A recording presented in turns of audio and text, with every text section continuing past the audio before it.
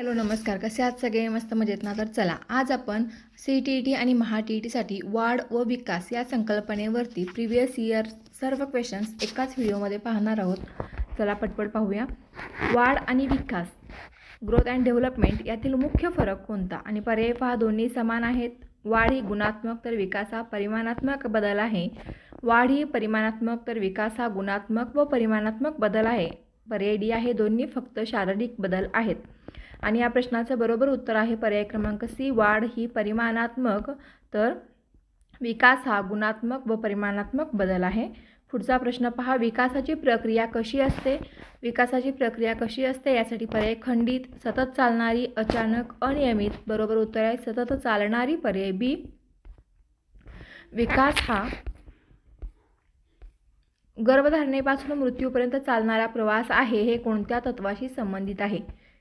पर्याय ए सातत्याचे तत्व, पर्याय बी वैयक्तिक भिन्नता, पर्याय सी एकात्मता, पर्याय डी सामान्य ते विशिष्ट. बरोबर उत्तर आहे पर्याय ए सातत्याचे तत्व. त्यानंतरचा पुढचा प्रश्न पहा, विकासाचे सामान्य ते विशिष्ट हे तत्व कोणते उदाहरण स्पष्ट करते? पर्याय मूल प्रथम संपूर्ण हात हलवते, नंतर बोटांचा वापर करते, पर्याय बी मूल प्रथम बोलते, पर्याय सी मूल प्रथम लिहिते आणि पर्याय डी मूल प्रथम वाचते. बरोबर उत्तर आहे मूल प्रथम संपूर्ण हात हलवते, नंतर बोटांचा वापर करते. त्यानंतरचा पुढचा प्रश्न पहा, वाढ व विकासावर सर्वाधिक परिणाम करणारे घटक कोणते? पर्याय आहेत अनुवंशिक व पर्यावरण, पर्याय बी भाषा व धर्म, पर्याय सी वय व लिंग, पर्याय डी खेळ व टीव्ही. बरोबर उत्तर आहे पर्याय क्रमांक ए अनुवंशिकता व पर्यावरण. पुढचा प्रश्न पहा, विकासाची दिशा सामान्यतः कशी असते? पर्याय ए पायाकडून डोक्याकडे, पर्याय बी डोक्याकडून पायाकडे, पर्याय सी उजवीकडून डावीकडे, पर्याय डी मागून पुढे. आणि बरोबर उत्तर आहे पर्याय बी डोक्याकडून पायाकडे.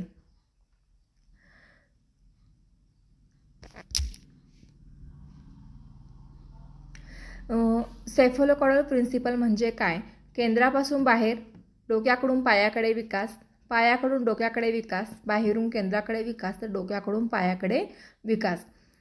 पुढचा प्रश्न पहा, प्रॉक्सिमोडेस्टल प्रिन्सिपलनुसार विकासाची दिशा कोणती? केंद्रापासून बाहेरील भागाकडे, डोक्याकडून पायाकडे, पायाकडून डोक्याकडे, उजवीकडून डावीकडे. बरोबर उत्तर आहे केंद्रापासून बाहेरील भागाकडे. पुढचा प्रश्न पहा, प्रत्येक बालकाचा विकास वेगवेगळा असतो हे कोणते तत्व दर्शवते? सातत्य, वैयक्तिक भिन्नता, एकात्मता की परिपक्वता. बरोबर उत्तर आहे पर्याय बी वैयक्तिक भिन्नता. विकासाच्या कोणत्या पैलूचा संबंध विचार, स्मरणशक्ती व समस्या सोडवण्याशी आहे? शारीरिक विकास, सामाजिक विकास, बोधनात्मक विकास आणि भावनिक विकास.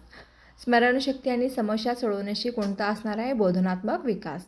विकासाचा अभ्यास करणारे शास्त्र कोणते? समाजशास्त्र, पर्याय बी बाल विकासशास्त्र, पर्याय सी अर्थशास्त्र, पर्याय डी राज्यशास्त्र. बरोबर उत्तर आहे बाल विकासशास्त्र. खालीलपैकी वाढीचे उदाहरण कोणते? ए उंची वाढणे, बी विचारशक्ती वाढणे, सी भाषा विकसित होणे, डी सामाजिक कौशल्य वाढणे. बरोबर उत्तर आहे पर्याय ए उंची वाढणे. खालीलपैकी विकासाचे उदाहरण कोणते? उंची वाढणे, वजन वाढणे, तर्कशक्ती वाढणे की दात वाढणे. विकासाचे उदाहरण काय आहे? तर्कशक्ती वाढणे, पर्याय सी. विकासाच्या प्रक्रियेत सर्व पैलू एकमेकांशी संबंधित असतात हे कोणते तत्व आहे? एकात्मतेचे तत्व, पर्याय बी सातत्य, पर्याय सी परिपक्वता, पर्याय डी वैयक्तिक भिन्नता. उत्तर आहे एकात्मतेचे तत्व, पर्याय ए.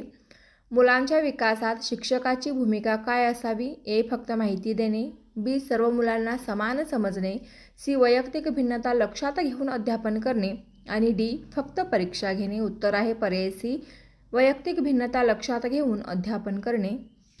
पुढचा प्रश्न आहे, वाढ या संकल्पनेचा संबंध प्रामुख्याने कशाशी असतो? पर्याय ए वर्तनातील बदल, पर्याय बी शारीरिक बदल, पर्याय सी भावनिक बदल, पर्याय डी सामाजिक बदल. उत्तर आहे पर्याय बी शारीरिक बदल. विकासाची प्रक्रिया कोणत्या कालावधीत चालते? पर्याय ए जन्म ते किशोरावस्था, पर्याय बी जन्म ते प्रौढावस्था, पर्याय सी गर्भधारणेपासून मृत्यूपर्यंत, पर्याय डी फक्त बाल्यावस्था. विकासाची जी प्रक्रिया आहे ती गर्भधारणेपासून मृत्यूपर्यंत चालते म्हणून पर्याय सी. मुलांच्या विकासावर अनुवंशिकतेचा प्रभाव कोणत्या घटकांवर सर्वाधिक दिसून येतो? पर्याय आहेत उंची, शालेय इमारत, मित्रमंडळी आणि अध्यापन पद्धती. विकासावर अनुवंशिकतेचा प्रभाव जो आहे तो उंची या घटकावर सर्वाधिक दिसून येतो. पर्याय ए. विकासाचे तत्व पूर्वानुमानक्षम असल्याचा अर्थ काय? तर विकास पूर्णपणे अनिश्चित असतो का? विकासाचा क्रम अंदाज करता येतो. सर्व मुले सारखीच विकसित होतात आणि विकास अचानक होतो. उत्तर आहे पर्याय क्रमांक बी. विकासाचा क्रम अंदाज करता येतो. खालीलपैकी कोणता विकासाचा पैलू नाही? ए. शारीरिक, बी. बोधनात्मक, सी. सामाजिक, डी. आर्थिक. उत्तर आहे डी. आर्थिक. बालक प्रथम मान सांभाळते, नंतर बसते, मग उभे राहते, हे कोणते तत्व दर्शवते? ए. प्रॉक्सिमोडिस्टल, बी. सेफेलोकोडल, सी. वैयक्तिक भिन्नता आणि डी. परिपक्वता. बरोबर उत्तर आहे पर्याय क्रमांक बी. सेफेलोकोडल. त्यानंतर विकासातील वैयक्तिक भिन्नता म्हणजे काय? सर्व मुले समान वेगाने विकसित होतात. पर्याय बी आहे प्रत्येक मुलांचा विकास वेगळ्या गतीने होतो. पर्याय सी आहे विकास फक्त अनुवंशिकतेवर अवलंबून असतो आणि पर्याय डी आहे विकासात फरक नसतो. उत्तर आहे पर्याय बी. प्रत्येक मुलाचा विकास वेगळ्या गतीने होतो. परिपक्वता म्हणजे काय? पर्याय ए. सरावामुळे होणारा बदल. पर्याय बी आहे अनुभवामुळे होणारा बदल. पर्याय सी आहे जैविक वाढीमुळे होणारी तयारी आणि पर्याय डी आहे शिक्षणामुळे होणारा बदल. उत्तर आहे पर्याय क्रमांक सी. जैविक वाढीमुळे होणारी तयारी. विकासाचे कोणते तत्व सांगते की विकास क्रमबद्ध असतो? ए. सातत्याचे तत्व, बी. क्रमबद्धतेचे तत्व, सी. वैयक्तिकतेचे भिन्नता आणि डी. एकात्मता. उत्तर आहे क्रमबद्धतेचे तत्व. पर्याय बी. बालकाच्या भाषा विकासाचा संबंध कोणत्या विकासाशी आहे? शारीरिक, बोधनात्मक, आर्थिक, नैतिक. उत्तर आहे पर्याय बी. बोधनात्मक. खालीलपैकी विकासावर परिणाम करणारा पर्यावरणातील घटक कोणता? ए. जीन्स, बी. अनुवंशिकता, सी. कुटुंबाचे वातावरण, डी. रक्तगट. उत्तर आहे पर्याय सी. कुटुंबाचे वातावरण. विकासाचे योग्य वैशिष्ट्य कोणते? विकास अचानक होतो. विकास सतत व क्रमिक असतो. पर्याय सी. विकास फक्त बाल्यावस्थेत होतो. पर्याय डी. विकास सर्वांमध्ये समान असतो. बरोबर उत्तर आहे विकास सतत व क्रमिक असतो. बालक प्रथम संपूर्ण हात वापरतो व नंतर बोटांचा वापर करते, हे कोणते तत्व दर्शवते? पर्याय ए. सामान्य ते विशिष्ट. पर्याय बी. सेफेलोकोडल. पर्याय सी. सातत्य. पर्याय डी. परिपक्वता. बरोबर उत्तर आहे पर्याय क्रमांक ए. सामान्य ते विशिष्ट. विकासाच्या कोणत्या पैलूमुळे बालक इतरांशी संवाद साधते? ए. शारीरिक, बी. सामाजिक विकास, सी. बोधनात्मक, डी. नैतिक. बरोबर उत्तर आहे पर्याय क्रमांक बी. सामाजिक विकास. खालीलपैकी विकासाचे सर्वात योग्य वर्णन कोणते? पर्याय ए. फक्त शारीरिक बदल, पर्याय बी. मानसिक बदल, पर्याय सी. सर्वांगीण व प्रगतिशील बदलांची प्रक्रिया, पर्याय डी. केवळ उंची व वजन वाढणे. आणि या प्रश्नाचं बरोबर उत्तर आहे पर्याय क्रमांक सी. सर्वांगीण व प्रगतिशील बदलांची प्रक्रिया. पुढचा प्रश्न पहा. विकासावर सर्वाधिक प्रभाव कोणाचा असतो? ए. अनुवंशिकता व पर्यावरण, बी. फक्त शिक्षक, सी. फक्त पालक, डी. फक्त मित्र. विकासावर सर्वाधिक प्रभाव हा अनुवंशिकता व पर्यावरण या दोघांचा असतो.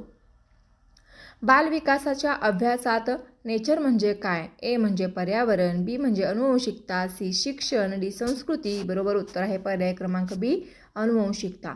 बालविकासाच्या अभ्यासात नेचर म्हणजे काय?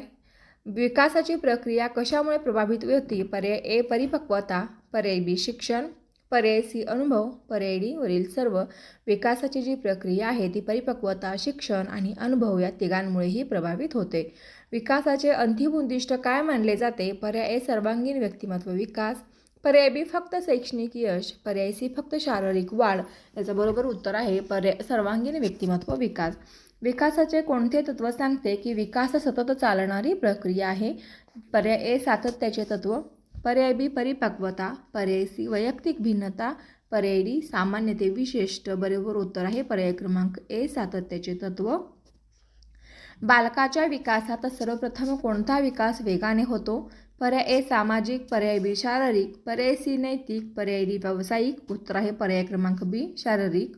वाढ व विकास यातील संबंध कसा आहे? पर्याय ए. दोन्ही पूर्णपणे वेगळे आहेत. वाढ हा विकासाचा एक भाग आहे. पर्याय सी. विकास हा वाढीचा भाग आहे आणि पर्याय डी. कोणताही संबंध नाही. वाढ व विकास यातील संबंध कसा आहे? तर वाढ हा विकासाचा एक भाग आहे. पर्याय बी. मुलांच्या विकासात अनुवंशिकतेचा संबंध कशाशी असतो? पर्याय ए जन्मजात गुणधर्म, पर्याय बी शाळा, पर्याय सी शिक्षक, पर्याय डी पाठ्यपुस्तक. बरोबर उत्तर आहे पर्याय ए जन्मजात गुणधर्म. विकासाच्या प्रक्रियेत शिकण्याची भूमिका काय आहे? पर्याय ए महत्त्वाची नाही, पर्याय बी विकासाला गती देते, पर्याय सी विकास थांबवते, पर्याय डी फक्त शारीरिक वाढीस मदत करते, त्यानंतर पर्याय डी फक्त. बरोबर उत्तर आहे पर्याय क्रमांक बी विकासाला गती देते. विकासाच्या प्रक्रियेत शिकण्याची जी भूमिका असते ती विकासाला गती देते, पर्याय बी. बालक हा लहान प्रौढ नसतो हे विधान कोणाचे आहे? पर्याय ए रुसो, पर्याय बी पियाजे, पर्याय सी स्किनर, पर्याय डी फ्रॉइड. बरोबर उत्तर आहे पर्याय ए रुसो. बालकाचा विकास कोणत्या क्रमाने होतो? पर्याय ए अनियमित, पर्याय बी निश्चित क्रमाने, पर्याय सी अचानक, पर्याय डी क्रमाशिवाय. बरोबर उत्तर आहे पर्याय बी निश्चित क्रमाने. विकासाचे कोणते वैशिष्ट्य योग्य आहे? पर्याय ए विकास वैयक्तिक असतो, पर्याय बी विकास सर्वांमध्ये समान असतो, पर्याय सी थांबणारा असतो आणि पर्याय डी अंदाज करता येत नाही. उत्तर आहे पर्याय ए विकास वैयक्तिक असतो. शारीरिक विकासाचे उदाहरण कोणते? ए उंची वाढणे, बी विचारशक्ती वाढणे, सी मैत्री करणे, डी निर्णय घेणे, ए उंची वाढणे. सामाजिक विकासाचे उदाहरण कोणते? ए धावणे, बी वाचन, सी मित्रांशी सहकार्य, डी उंची वाढणे, सी मित्रांशी सहकार्य करणे. भावनिक विकासाचे उदाहरण कोणते? ए राग नियंत्रण करणे, बी लिहिणे, सी धावणे, डी मोजणी करणे, तर ए राग नियंत्रण करणे भावनिक विकासाचे उदाहरण. विकासाचा वेग सर्व मुलांमध्ये डॅश डॅश असतो. ए समान, बी वेगवेगळा, सी निश्चित, डी स्थिर, बी वेगवेगळा असतो. विकासाचा वेग सर्व मुलांमध्ये हा वेगवेगळा असतो. बाल विकासाचे प्रमुख आधारस्तंभ कोणते? ए अनुवंशिकता व पर्यावरण, बी पैसा व शाळा, सी मित्र व खेळ, डी पुस्तके व परीक्षा. उत्तर आहे बी पैसा व शाळा. विकासाच्या कोणत्या तत्वानुसार शरीराचा मध्यभाग आधी विकसित होतो?